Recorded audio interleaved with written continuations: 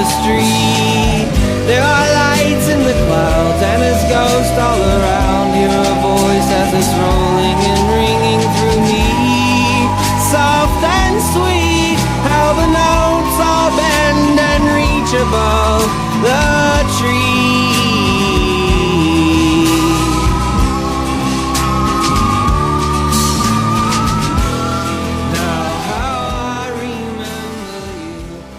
Welcome to the 2 Month Review, the weekly podcast brought to you by Open Letter and 3%, in which we take one book, break it down section by section, bit by bit, talk about it, analyze it, have fun, make jokes. I'm Chad Post from Open Letter Books. I'm joined as always by Brian Wood, author of Joytime Killbox. Hi, Chad. I can't tell you how excited I am to be here today because we have a special guest. I cannot wait.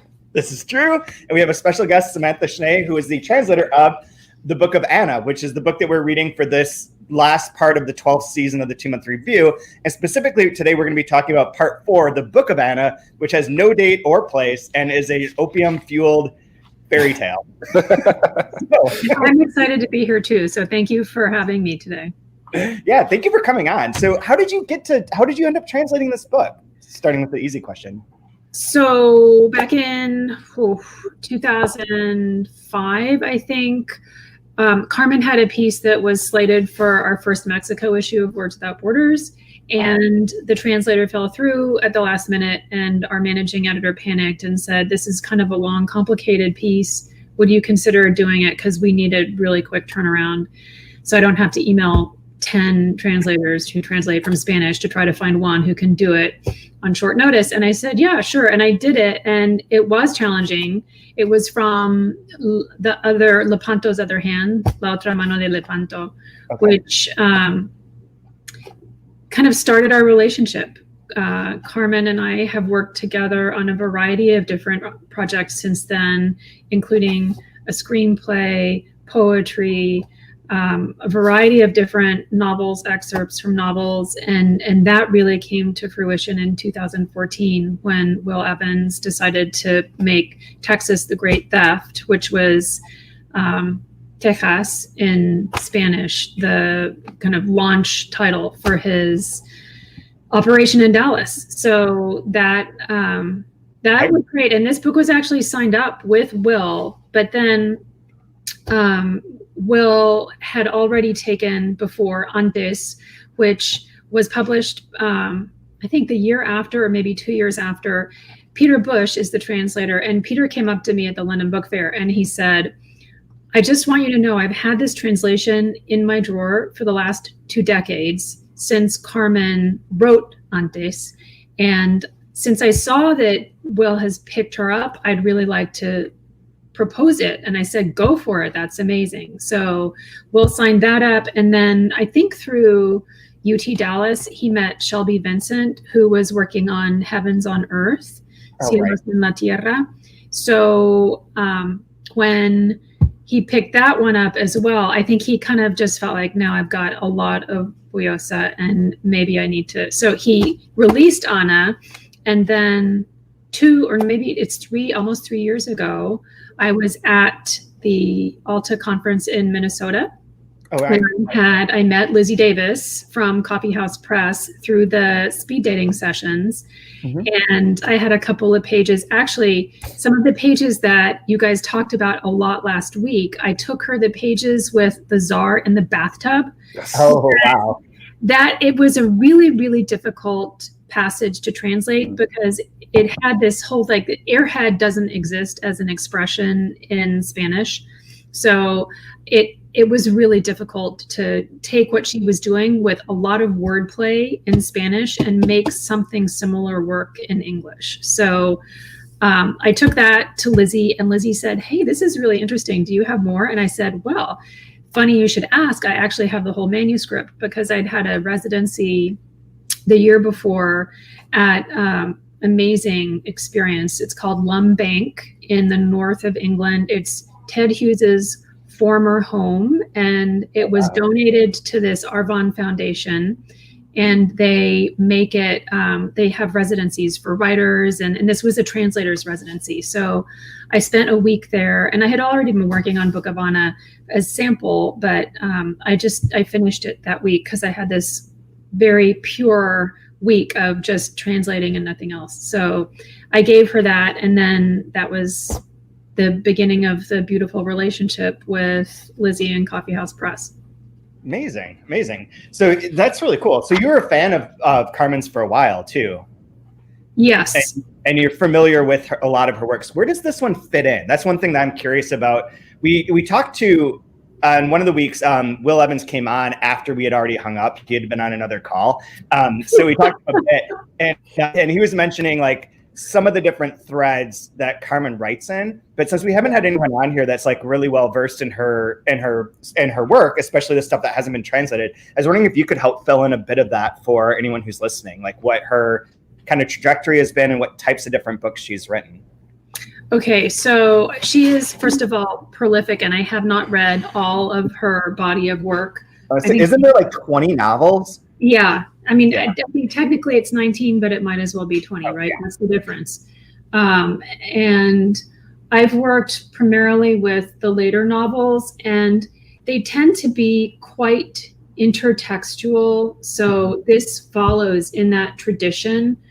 I actually wondered when I was reading Texas if it was a riposte to Lonesome Dove, because in Lonesome Dove, there's actually a mention of the main character in Texas, which is Juan Nepomuceno. He's this bandit who comes across the border, steals all of the settlers' horses, and then goes back across with the horses. And that's basically all that happens in Lonesome Dove.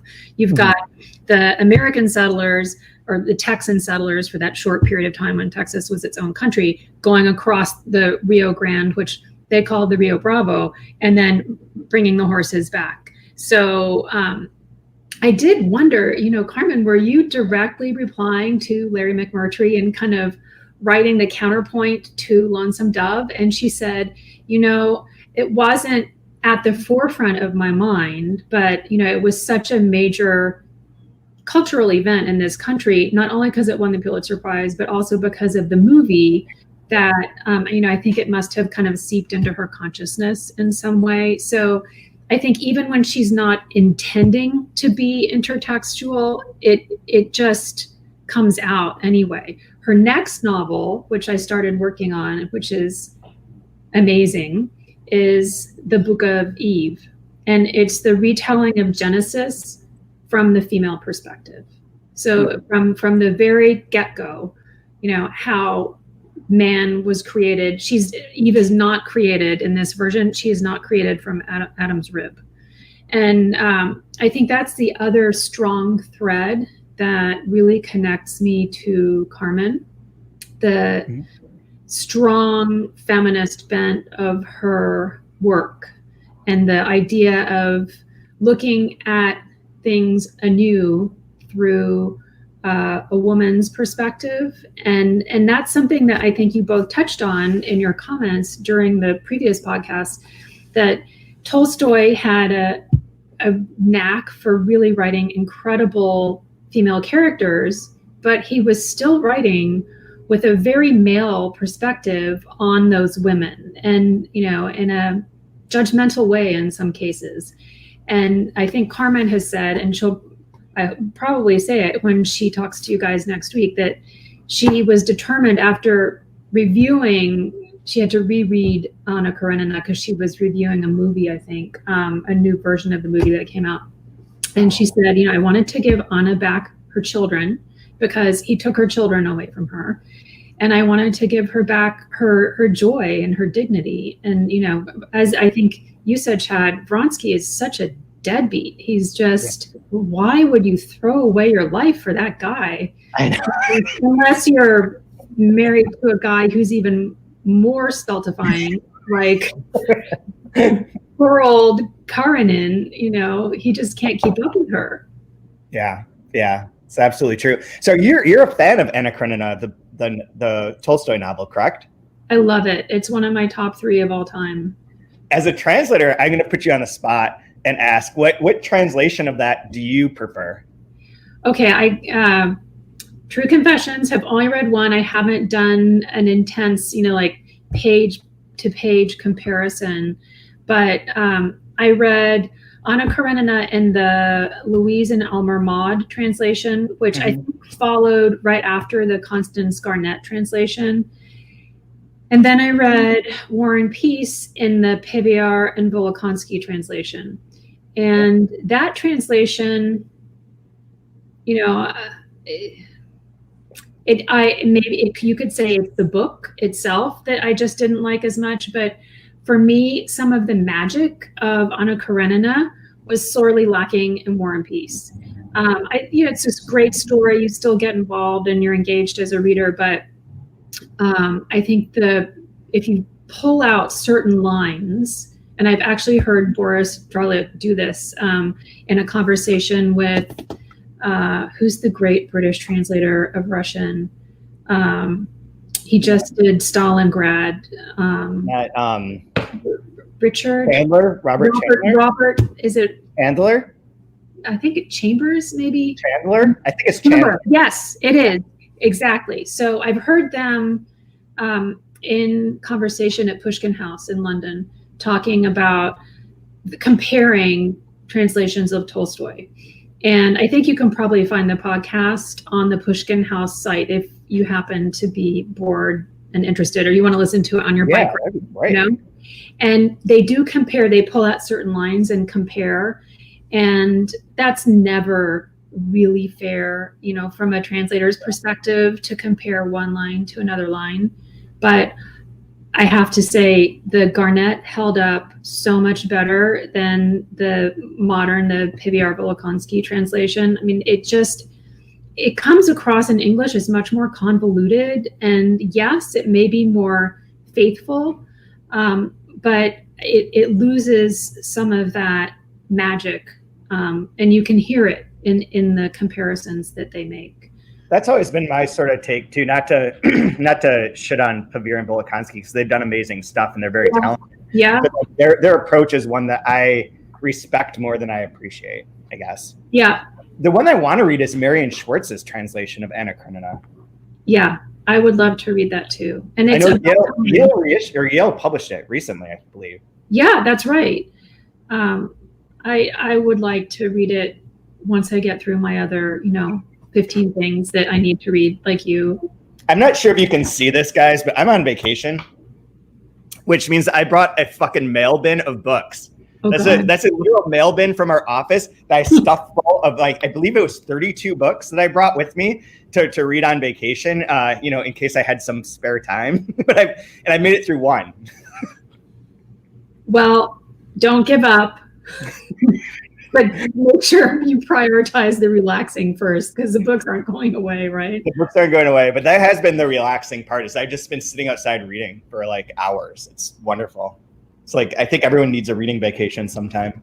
I'm jealous. It feels kind of weird because I feel like I should be writing or doing something. It's very hard not to do something for an extended period. You should just hang out with me. I could definitely teach you how to do absolutely nothing. I'm an expert. I'm an expert at that. So let's talk about the Book of Anna itself. I read this a few days ago. It is a bit cloudy in my mind because it's very crazy. It is essentially like a hodgepodge of different fairy tales, mixed together. There's I don't know who it would be, but the main story. I'm gonna try and do this, and I'm just gonna fail miserably. So we can actually go through it step by step. But there's a daughter, Anna, who is given away to Illuminata by her woodsman father, which has sort of it's not Hansel and Gretel, but it feels like a fairy tale trope to begin with. When she's there, she's given 3 keys at this palace. 10 years go by. She's given 3 keys, told not to go into the 3rd room, which is purple, like a Bluebeard's wife sort of scenario. She, of course, goes into that room. There's a forest there. She finds her parents again, and she becomes a Cinderella character and goes to a Cinderella sort of retelling in which she is the Cinderella herself. So yeah, so that is my quick synopsis. I don't know how much I missed, and there's a lot, but this is a very surreal section compared to the other parts of the book so far. So I'm curious how you feel like this fits into the rest of the book and what your challenges were translating this versus translating the other more conventional sort of narratives. Well, it's a very different register from the rest of the book, which is set in that 1905 pre-revolutionary Russia. So, to get into that mode of fairy tale register, it's like shifting gears, right? You just have to kind of get into that mode. And then it flowed pretty well, actually, until I got to the part where she has this erotic experience with the key to one of the doors. And that kind of blew my mind. I was like, wait, what? This is not a fairy tale. This is a very adult fairy tale. Yeah, I will read that section right here. No, but to go back to what you were saying with Anna and a more feminist slant on it, I felt the same way with this book and the fairy tales, because fairy tales always have this very, I don't know, like patriarchal feel about them. Like a wise old man is going to tell you a story about what happened to a princess or whatever. And this one has these kind of brief asides where you're getting into the head of the character in a more intense female perspective of it. I thought was really intriguing and interesting. And so the sexualization part of it, that was like, whoa, like usually you kind of skip over that whole part. Like, oh yeah, in a lot of fairy tales, there's a whole lot of sex and babies and take your kids away kind of stuff going on. You just kind of gloss over. I thought it was so interesting that it felt very close and impactful in this that you normally don't get in your basic trope fairy tale. It definitely had an impact on me for sure the first time I read it. And then translating it, when you translate, you get so close to the material. And I just kept kind of going over this and wondering if Anna's writing this for her son, what is she trying to tell her son? Like, is she trying to explain female sexuality to him? Because she's not going to be able to do that later. Obviously, her sexuality was really important to Anna Karenina. So I'm not really sure I have the answer. I think that's a great question for Carmen when you guys get together next week. There's a great interview she did with Siri Hustvedt. It was a discussion about this very topic for the Center for Fiction. And I think the recording's on their website. And it goes down this path talking about the key. And then they have this long conversation about the clitoris and about volcanoes. And it's really a fascinating conversation. So the last section's pretty short. If you have time to look at that, you might have some great material for your conversation next week. Absolutely. And I did find the link to it, so I can share it here and I can share it in the show notes too. Awesome. Yeah, that sounds fantastic. That was the thing I was going to ask you, is like reading it was one thing. So there's so many layers to this book constantly. So there's the layer of like, this is the book that Anna wrote in Anna Karenina that's referenced and was kind of, from Carmen's telling of it at the event that I saw her do with Monica Ramon Rios, that was sort of the instigating factor for like writing this book, was to give to that there's a moment and there's a passage that's quoted that you have at the beginning of the book that we quoted on the first episode, where it's mentioned that she's written this book and that the editor saw it and loved it and wanted it, but she wasn't finished with it. And then it's never mentioned again. It just goes away. So that this was kind of the inspiration. So we have that coming from the Tolstoy Anna Karenina. And then within here, it's within the box that's found upstairs. And then it's the one part of the book that's not like Tolstoy at all. I mean, not that the other ones are necessarily, but they're closer. They're much closer. Yeah. And I have a question for you about that later. But this one just is out of nowhere. And so I was curious about how you interpret, or what your interpretation would be, or yours, Brian, as to like what this means, or what this is hinting at. Because it is so metaphorical, fairy tale like. There's we've done a lot of books that have like rewritten fairy tales. Like Kim Manzo does this all the time in his short story collections that we publish. And Dubravka Greshik's Life is a Fairy Tale is very similar in that she inverts and changes things and plays with like the fairy tale structure to tell like a different sort of subversive, more feminist sort of telling. But I'm curious what you think, how this fits in to like everything. Because it seems like there's a bunch of different ways to take it. And I'm not sure that I know which one is most logical even. I want to hear what your interpretations that you're kind of torn between are. I don't know. It's just I'm not sure what they could be. Like the one that like you say, like the female sexuality, that seemed very clear. It also seemed like there's a lot of metaphor between losing your children, And the losing your children part of fairy tales is very important. And she does lose both her kids essentially in Anna Karenina, the Tolstoy novel, in that Sergei is taken away, Seryosha is gone.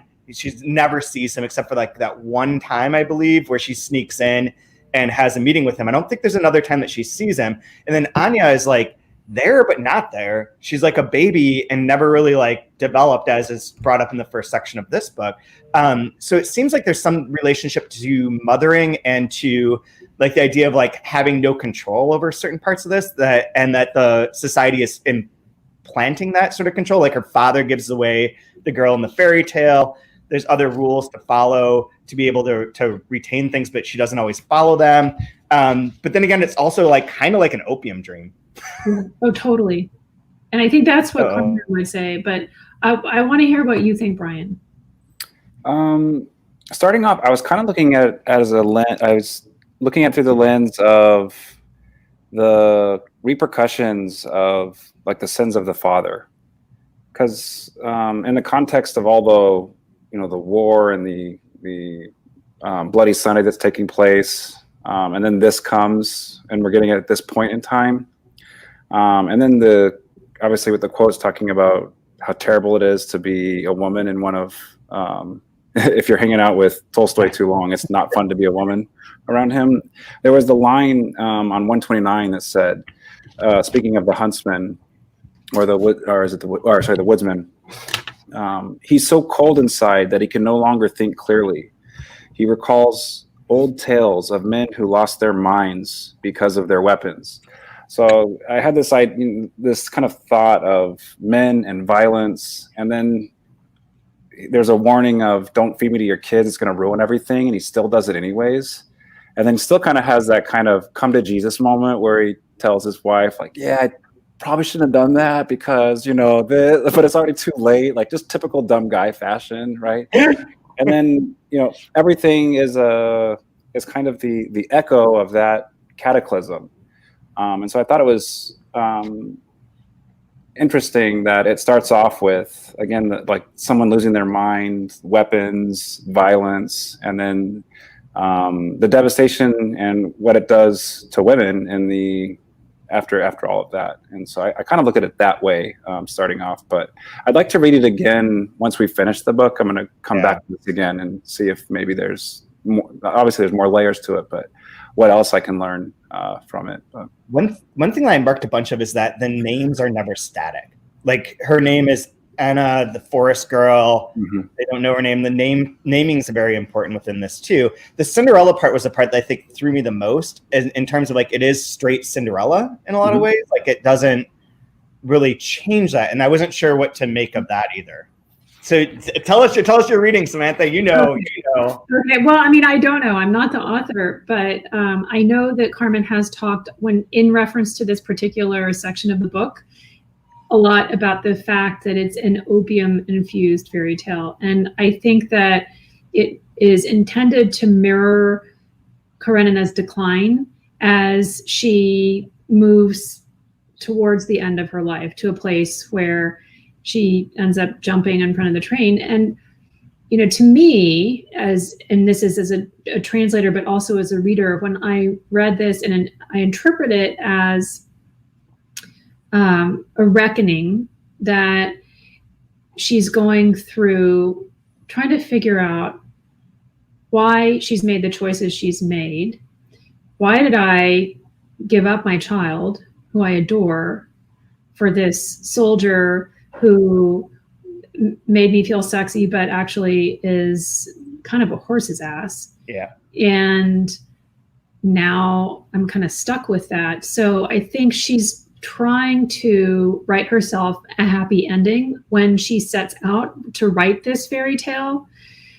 It's a creative outlet for herself. It's a self-actualization exercise. It gives Anna an opportunity to be heard in her own voice in a way, which is something that I think Carmen would probably say Tolstoy stole from her. Mm-hmm. So that, for me, that the sense of guilt of a parent who gives up their child is really evoked perfectly in this fairy tale. And then, what recourse do you have after you have relinquished custody of your child? And that's tough to grapple with. There's no happy ending to that. And I think perhaps she's taking more and more laudanum or opium as this period of her life progresses, and she continues writing the novel, really novella, and gets to a point where she's starting to break down. And I think that's why you have this kind of Cinderella piece that's dropped in, because it's a happy ending, but it's not really a happy ending. And there's all sorts of other stuff that starts to weave in there. So for me, that sexual experience with the key was the kind of first, like, whoa, this is definitely an opium-fueled piece of writing. And then you have the genie who appears randomly in that room, who pops out of a bottle, and he keeps growing, and she can't get him to shrink and shoves him back in. So it's all kind of slowly falling apart as it progresses, and it's really sad. Yeah. It is interesting that it's her voice. It's the first time that she speaks, and yet it's through the lens of opium. Yeah. As well. That is interesting. One thing I meant to ask you earlier on, which sort of fits here, is did you reread Anna Karenina before translating this to see if there's like tonal things that you would use or tricks that you would use in writing to sort of mimic that? Yeah, I didn't reread the whole book, but I still have the copy that I read 20 years ago, and I revisited it.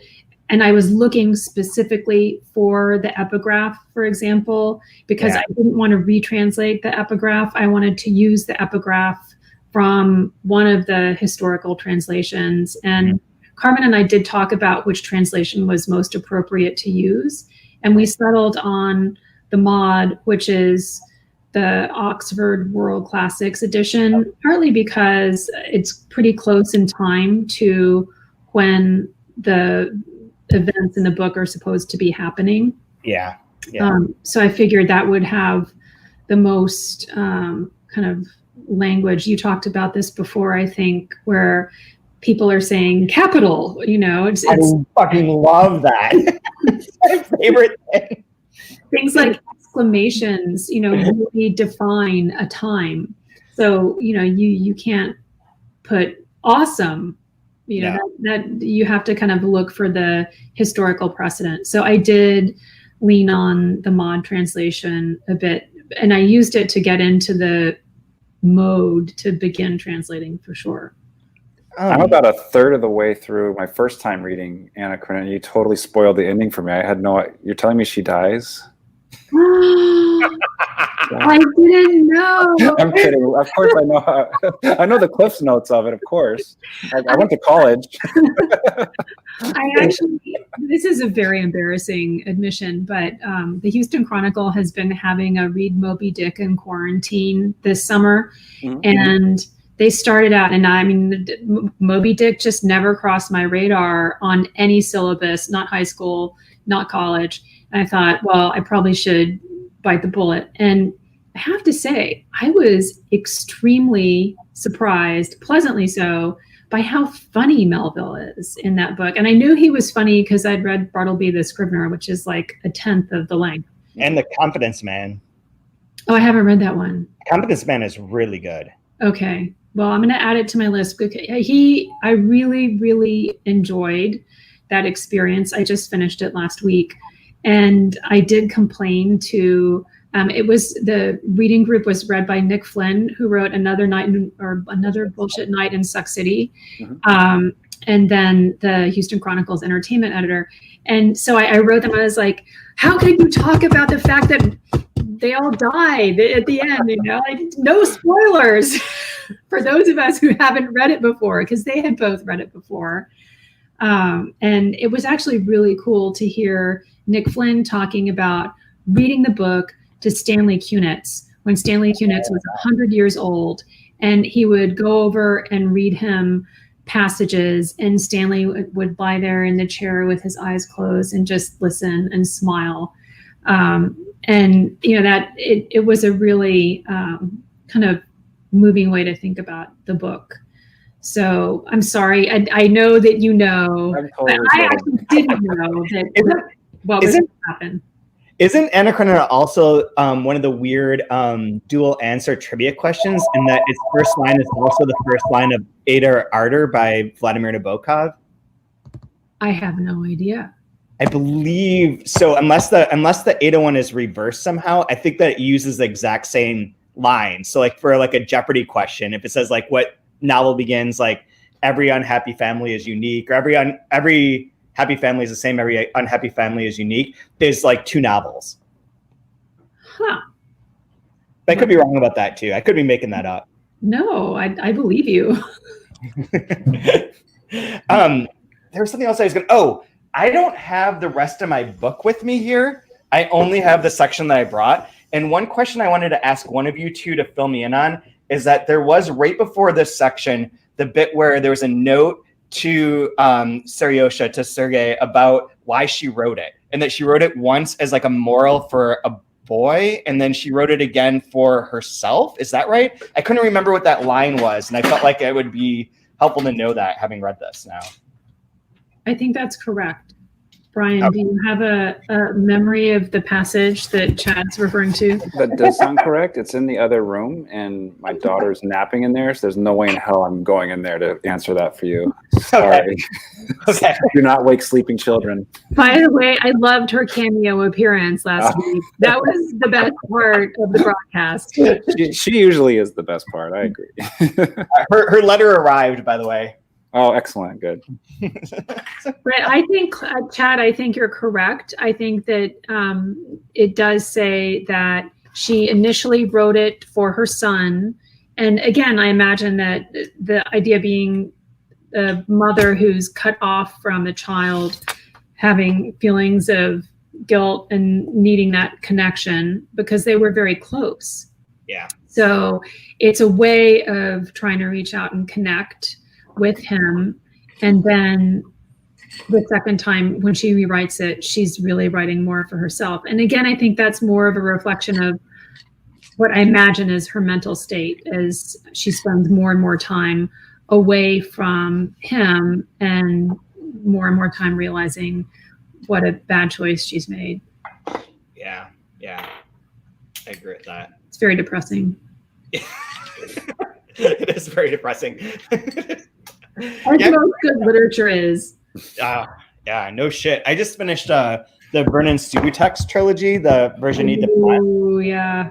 Motherfucker. Like, I love that. I think that is one of the best 3 like trilogy I've read ever. Like one of the greatest like works, like big works. But fuck, man, that ending is a bummer, and I will not spoil it. But like I hit that. I was like outside reading in my like lawn chair, just like enjoying the morning, and I was like, oh no, this little like utopian Gen X paradise has been destroyed. But that was great. I'm curious to see like with that ending of this now. This is interesting that this part, I don't know if you have any, we'll ask Carmen about this too. I don't know if you have any ideas about like the structure of how these 4 parts worked or what they're attempting to do, because this to come at this moment is really interesting because it feels like a climax of sorts, but it's also like stepping outside of like the rest of the story. Yeah, I think it is kind of a climax, although if you kind of look at, she sets it in it's like a Matryoshka doll, right? You have the story itself that Anna wrote inside the bigger doll of the birth of the revolution. And I think that she said the birth of the revolution part for her as a Mexican is what really resonates, because the revolution in Mexico was happening around the same time. Yeah. And I really love how both of you have drawn out the parallels between the book and what's happening in the United States today in terms of revolutionary movements.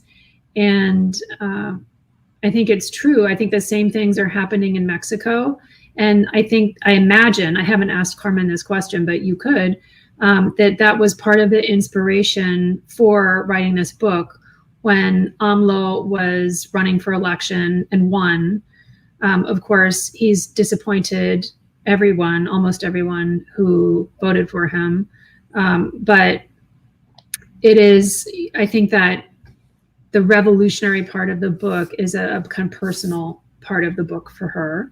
And then, I won't do a spoiler alert either, because, you guys are going to talk about this with her next week. But I thought how she handled the ending was very clever with, kind of wrapping it all up with the portrait.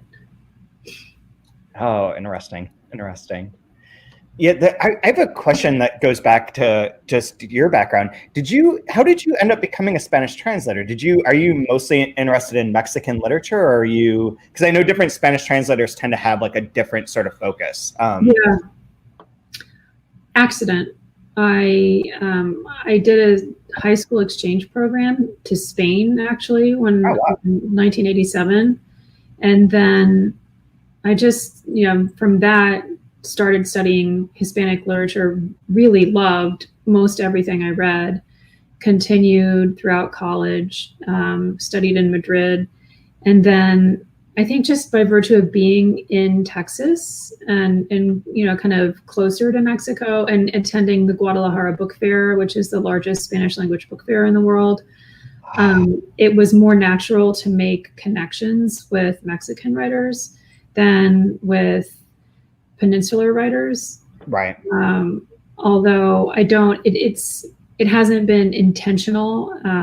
It's probably most translators would say this. It's kind of accidental how you make a match with your authors. And then it's up to chemistry. Do you see eye to eye? Do you really enjoy translating their work in a way that makes you want to collaborate over and over? For me, collaborating with Carmen is such a pleasure because it informs my own writing in a really valuable way to take her books apart in the process of translation and then kind of put them back together in another language. Yeah. And she's a very generous, big-hearted collaborator. So, she's never critical, and she's fluent in English. So she's very keen when it comes to tone and saying, yeah, I don't really think you have quite the right tone here. And we have worked extensively together to where we have that kind of relationship now that we don't have to Skype to have that conversation. We can just do it over email or whatever. But I've learned a lot from her, and she's a good friend. I've had her over to my house. She's had me over for dinner. I love her husband. He's adorable and a genius. Yeah. Doesn't he have like a multi-part work that he's been publishing for a number of years? Yeah, so I think, I haven't looked this up, but I'm pretty sure he won a Pulitzer for Gotham, which is a history of Manhattan. Yeah. And he's extremely detail-oriented. And I've often wondered, I haven't asked Carmen this, but I think he must have had influence on her writing because he's such a meticulous historian. And, I think the way he approaches his research has probably informed how Carmen approaches her research too. But it's a bit of a chicken and egg question, right? Because you're like, well, author who writes intertextual novels like La otra mano de Lepanto is talking about Cervantes. It's referring to Don Quixote. So then, like, was she interested? I think they met when they were Cullman Fellows at the New York Public Library. So was she interested in his work because of the historical factors? And she has written about New York historically in this amazing story called The Poet and the Ghost, which is about Octavio Paz going to Manhattan and accidentally swallowing a ghost who ends up going through his digestive system, and he like farts him out in the back of a taxi. And the whole thing is quite trippy, but there's a lot of historical stuff about Manhattan and Governor's Island in there. And I do wonder, it must be a very fruitful relationship for them to be able to share work with each other. And he is her first reader, and he's a great reader. So I don't know. Now I forgot what your question was even. Sorry. Oh, was that he was working on a multi-part history? It's awesome. It's so now the new part that came out, I think the last part was up to like 1850, 1855 maybe. And so the next part is 1855 or wherever the cutoff for the previous volume was to like 1920 or maybe 30. I can't remember, but it's an exhaustive, meticulous history of New York City. It's wild. It's cool. It's very, very cool what he's done. This is so off topic, but this thought just occurred to me, and I'm gonna ride it anyways. Is that if you were doing that, like I'll bet you the volumes become shorter in time as you get closer to the present moment. Probably. Like if you're covering 60 years in a volume, then you're covering 40, 20, 10. Like there's just so much more information and so much more. Exactly. Like the fewer or not as many cues to know what is important to be remembered. Yeah. Exactly. Hopefully we could just forget 2020. Like, let's just skip it. No. It would be amazing if like you never reference 2020 again. I would like, have the whole world agreed. Just no. Yeah, I'm with you 100%. Oh my God. You mentioned Guadalajara, which is like the last book fair that I went to and probably ever will. Yeah, me too. Yeah. Me too. It's so sad. I forgot that you were there too. Yeah, I it's like another lifetime now. I'm sad because it is. I don't think you can substitute anything else for making connections with authors or just running into publishers in a restaurant. That kind of thing just won't happen anymore, and it's just a shame. I saw that they just canceled. Well. Hey Querétaro, is that the next one is supposed to be all virtual now?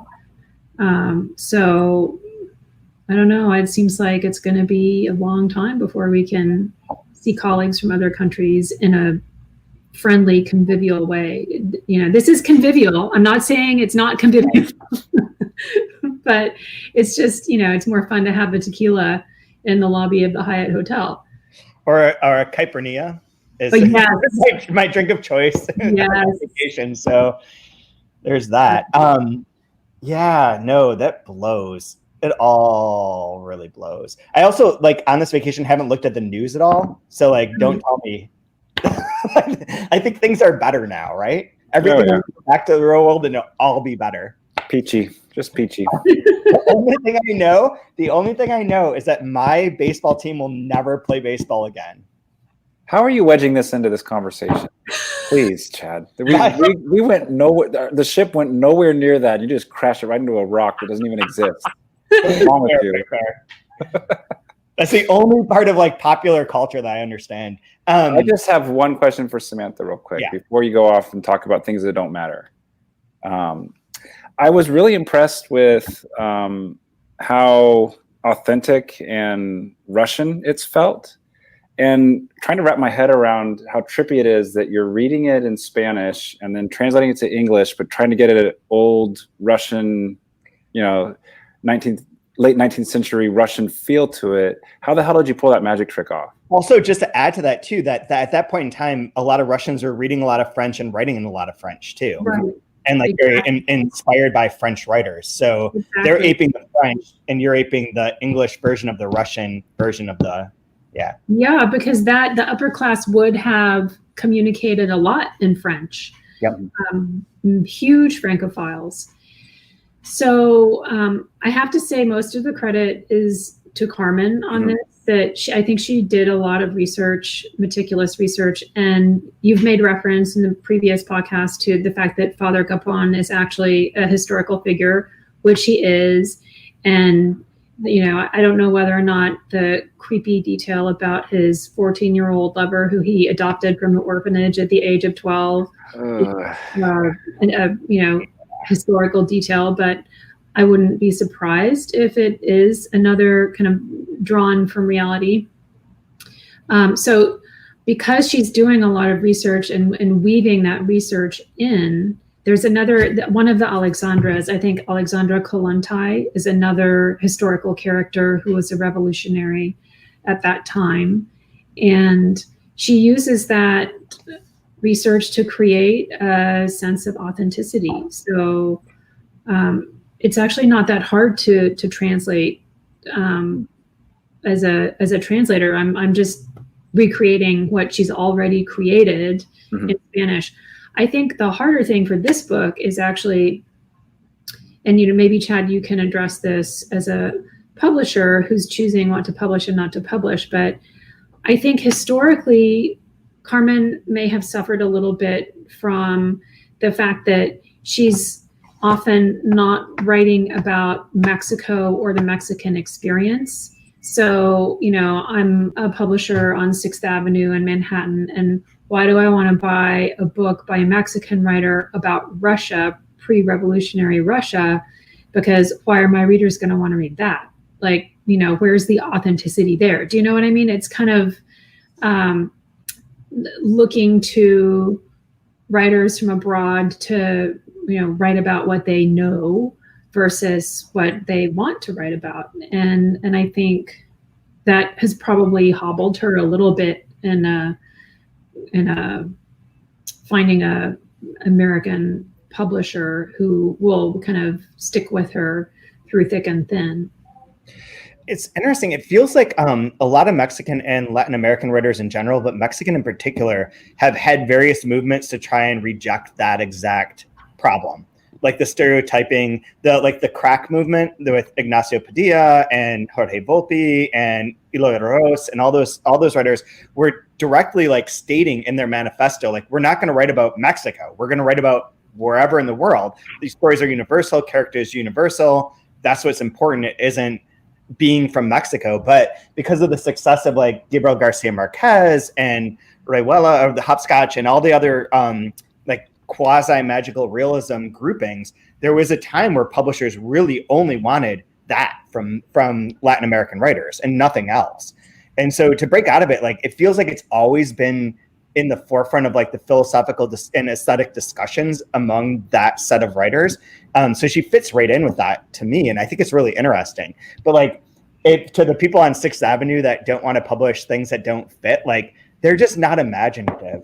Their idea of what an audience is not imaginative at all. I'm not sure that anyone knows who their audience is for a given book, the writer, the translator, the publisher, anyone necessarily. But the corporate publishers have a lack of imagination when it comes to who is reading things and what can they get out of it. It's not just money. It's not just a payment. There's something more that can happen. And there's something more that can happen with a Mexican female author engaging with a Tolstoy book 120 years after that's been published, 140 years after that's been published. That's actually interesting. And for them to see it as a categorical, well, our audiences want X is stupid. Yeah. Frankly. I wonder if they're afraid, that they can't take risks because there's so much pressure on them to perform on the bottom line that they feel like they have to go with the safest bet, which is what Hollywood's doing now, the 8th Spider-Man movie or the 10th Emerald cookbook, or, whatever people have bought before.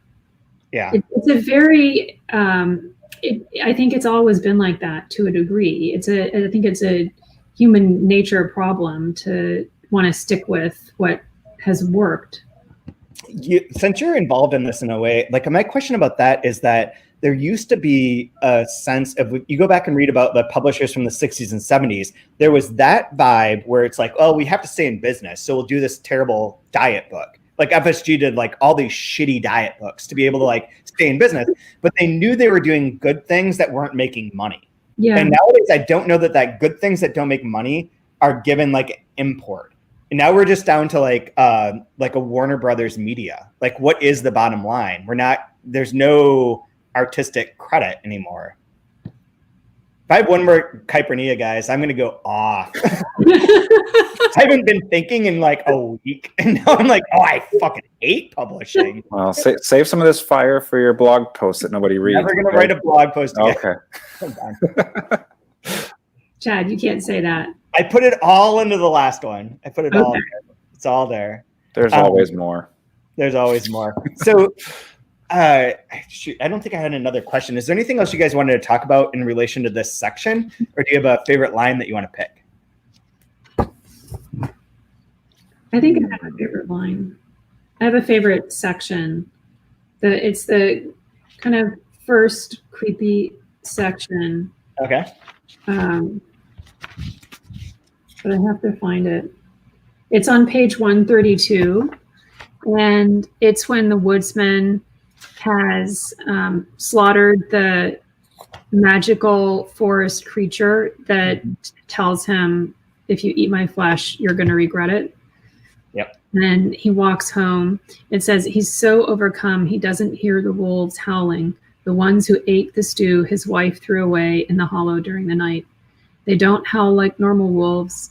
They seem to speak, and the sound of what they say is terrifying.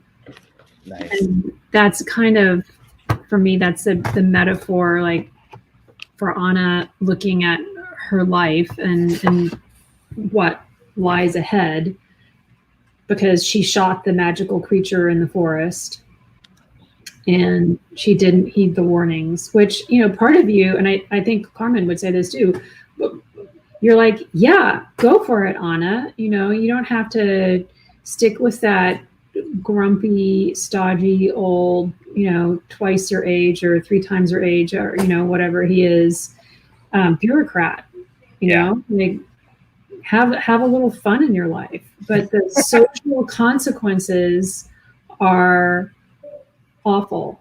And, in that regard, at least humankind has made a little bit of progress in the world that we live in. Not all over the globe, unfortunately. But and not full progress either. No, definitely not full progress. But we don't have to jump in front of trains anymore. Yeah. Brian, do you have a favorite line?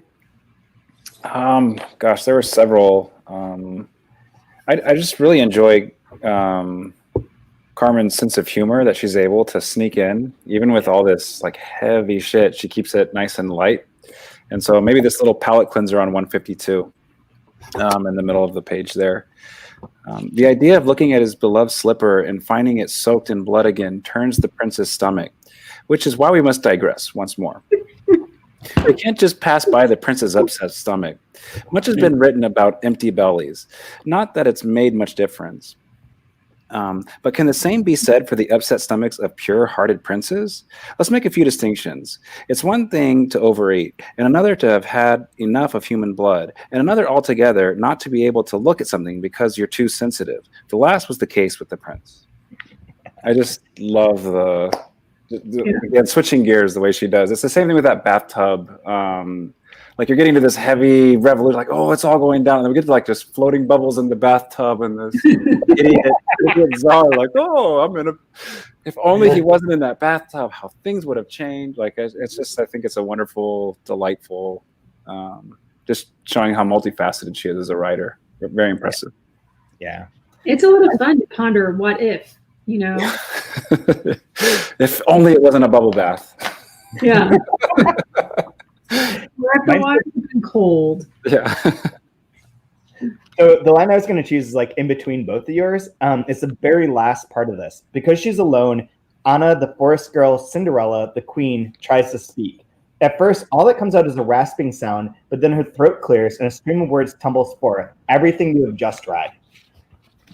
What page is that? That's the last 161. 161. It's another one of the little metafictional moments that I really enjoy. Yeah. It's like it feels like this is truly to borrow from a Dubravka-Greshik sort of thing, but she wrote Stuffy Speck in the Jaws of Life about like weaving together storytelling with the idea of like sewing and like creating something. And this is one of those that feels like a loop, like on a sewing thing or a I don't know how you crochet or do that or knit, but it feels like that. Like it's like a little loop that you can then go through.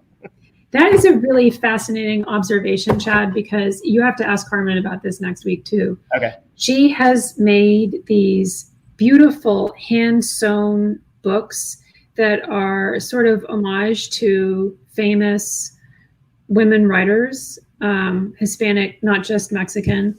And I think there was an exhibit of them in one of the Mexico City museums earlier this year. And they may have actually exhibited some of them at the CUNY Museum too. You have to ask her about it, but she showed me one of them once when I was over at her house. And because she's a known visual artist as well. And she's created these one-of-a-kind sewn books. It's really unusual. And I'm fascinated that you just drew that parallel with, the way she's writing as being kind of like a sewing or crocheting or knitting. That's interesting. If that the thing about the books reminds me of Mario Beatin did something not similar to that exactly, but he had like a certain number of copies of his books that he would give away or that he would sell for like whatever amount of money you'd give him. He had like a weird way of like distributing his books for a long time that were like they were very special. They weren't like normal mass marketed books. They were creations. That's very cool. I didn't know that about him. I do like his writing though. I do too. And like, no, it's like in his house, I believe. And he'll like meet people and bring them back and be like, I can't give you anything, but here's like 5 of my books. They're like handcrafted or whatever. I think that's kind of a tradition in, well, at least in Mexico, I know there are a number of kind of smaller, like they call them ediciones cartonera being cardboard, so yeah. They have this one group in, I think it's San Cristobal de las Casas, where it's a group of women who are an indigenous heritage group, and they made this taller leñateros, and they make their own paper. They actually go to the Guadalajara Book Fair. So if you end up going to Guadalajara next year, you have to look for their stand because they make these beautiful handmade papers. And then, with that paper, in some of their books, they're preserving the culture and traditions of their people. And it's very unusual, but I think it is kind of a thing certainly in Mexico. And I think in other parts of Latin America too, where, they just like in Cuba, I've seen these from Cuba too, actually. And I saw them at the Guadalajara Book Fair. There's another stand that David Unger took me to. Yep. And they have these, you can buy like Emily Dickinson poems for $15 or whatever, all handmade with like little tiny letters where there's like an envelope like this big and then someone wrote on it and put a piece of paper inside the envelope. So when you open your envelope in your book, it's kind of like pop-up books for adults. Super fun. I think I saw that stand too. Definitely stop by the next time you go to Guadalajara. It's little treasures, tiny little treasures. All I want to do is be back in Guadalajara and have none of this year taken place. Yeah. Just fast forward. Where's your TARDIS when you need it? Oh my God. I've never even watched an episode of Doctor Who, and yet I know that. Yeah, somehow I do too. The memes, I guess. Maybe just meme culture. Yeah. My son's really into it. Otherwise, I probably wouldn't know. Samantha, is there something you want to plug from Words Without Borders before we go? Well, we do have, right now, we have this issue. We're trying to do a focus on Indigenous languages. And we have an issue of writing from Guarani that went up a couple of weeks ago, and we're leaving it up a little bit longer so that it can get more airtime. Good. And that is pretty rare. And it's not like for people who are not sure, is Guarani writing something I'd really be interested in? There's stuff that is really, really short and enjoyable, or you can kind of go deeper if you want to read the introduction to the issue. And then the other thing that I thought was really outstanding this month, I don't know if you know Maya Jagi, who's she's kind of our critic at large. Yeah, she's awesome. She is awesome. And she, Capital. is contributing a piece a quarter now, and she in this month's issue she's got a piece on Peru and Peruvian writers dealing with the legacy of racism and colonialism. And I thought that piece was outstanding and very multifaceted, kind of looking at different angles of publishing in Latin America. So those are my two top picks. Awesome. Brian, anything you want to plug or promote? I just want to plug Words Without Borders. Go check that out. There you go. Oh, thank you. No, I have nothing going on. So we don't do our normal, our other podcast. I feel like this is my place to plug things. I really like the movie She Dies Tomorrow, which just came out on Tuesday, and I rented it last night and watched it because you don't have to go to movie theaters anymore. Highly recommend it. All right. What is your other podcast? The 3% podcast. We haven't done it in months. Oh, I didn't realize. Was that the militia one about? Yeah, it's the one about toting guns and QAnon. Oh, okay. Q is my savior or something. Q is a patriot. I guess. Yikes.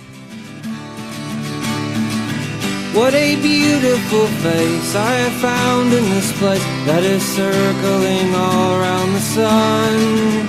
What a beautiful dream that could flash on the screen in a blink of an eye and be gone from me. Soft and sweet, let me hold it close and keep it here with me.